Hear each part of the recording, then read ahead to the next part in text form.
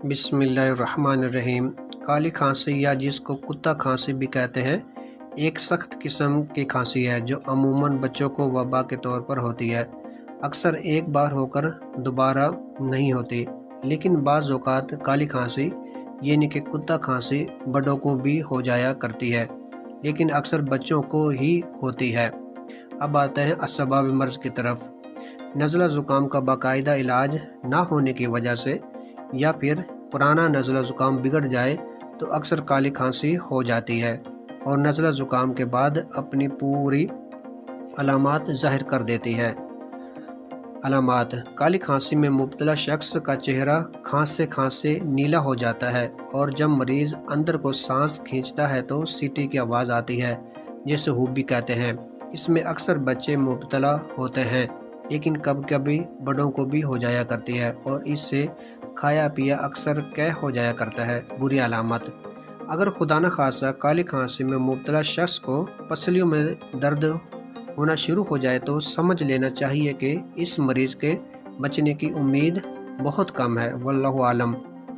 فروق الامراض یعنی عام کھانسی یا کالی کھانسی میں کیا فرق ہے؟ یہ ہمیں کیسے معلوم ہوگا کہ کھانسنے والا جو یہ کھانسی کر رہا ہے یہ کھانسی کالی کھانسی ہے یا پھر عام کھانسی؟ اب میں آپ کو کالی کھانسی یا عام کھانسی میں فرق بتاؤں گا۔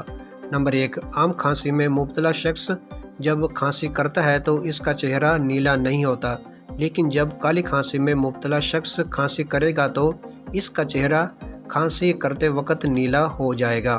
نمبر 2، عام کھانسی میں کھانستے وقت کوئی اور آواز نہیں نکلتی، جبکہ کالی کھانسی میں مبتلا شخص جب کھانستا ہے تو سیٹی کی طرح آواز ضرور نکلتی ہے۔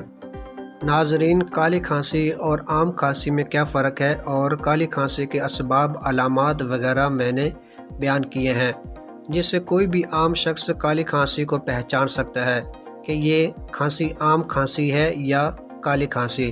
تو اب آتے ہیں علاج کی طرف۔ یہاں میں دیسی نسخہ جات پیش کروں گا جو نہایت مجرب اور تیر بہدف یعنی تیر کی طرح اثر کرنے والے ہیں اور آزمودہ ہیں۔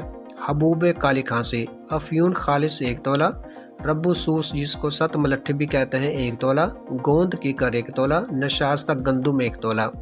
ان تمام ادویات کو کسی بھی پنسار سٹور سے لے کر باریک پیس کر شہد کی مدد سے مونٹ کی دال کے برابر گولیاں بنا لیں۔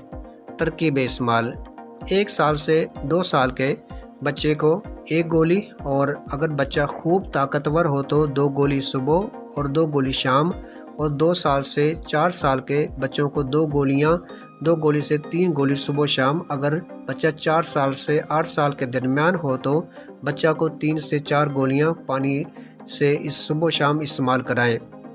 ان گولیوں کے استعمال سے پہلے روز ہی کالی کھانسی میں تخفیف ہونے لگتی ہے، یعنی کالی کھانسی میں کمی آنی شروع ہو جاتی ہے اور چند روز میں بالکل آرام ہو جاتا ہے۔ یہ گولیاں نہایت مجرب اور آزمودہ ہیں، لیکن آرام ہونے کے بعد بھی بچہ کو حد الوسع پرہیز کرانا چاہیے، کیونکہ اس مرض کا کورس 3 ماہ کا ہے۔ اس لیے اتنی مدت میں بد پرہیزی سے دوبارہ کالی کھانسی ہو سکتی ہے۔ بے مثل نسخہ: کالی کھانسی کے لیے کوکونٹ آئل، یہ ناریل کا تیل بڑی ہی اکثر دوا ہے۔ ناریل کا تیل لے کر 1 سال کے بچہ کو تقریباً 3 ماشا دن میں 3 یا 4 بار پلائیں، انشاءاللہ بہت جلد آرام ہوگا۔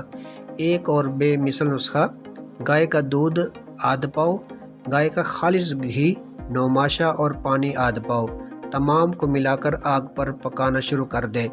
جب پانی جل کر صرف دودھ رہ جائے تو 2 تولہ مصری ملا کر کالی کھانسی میں مبتلا بچہ کو تھوڑا تھوڑا کر کے پلائیں، انشاءاللہ کالی کھانسی جاتی رہے گی۔ پرہیز: جہاں کالی کھانسی میں مبتلا افراد کو دوائی استعمال کرائی جائے وہاں پرہیز بھی کرانا چاہیے، کیونکہ اگر پرہیز ہوگا تو دوائی بھی اثر کرے گی، اور اگر پرہیز نہیں ہوگا تو جتنی مرضی اچھی آپ ادویات استعمال کرا لیں تو افاقہ نہیں ہوگا۔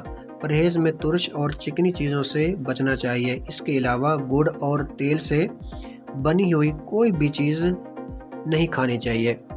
پرہیز کے ساتھ ساتھ کچھ مخصوص خوراک اور غذا بھی ہوتی ہے، اور جو ادویات انہیں دوا کے علاج کے ساتھ وہ خوراک بھی کھلائی جائے تو بہت جلد آرام آ جاتا ہے۔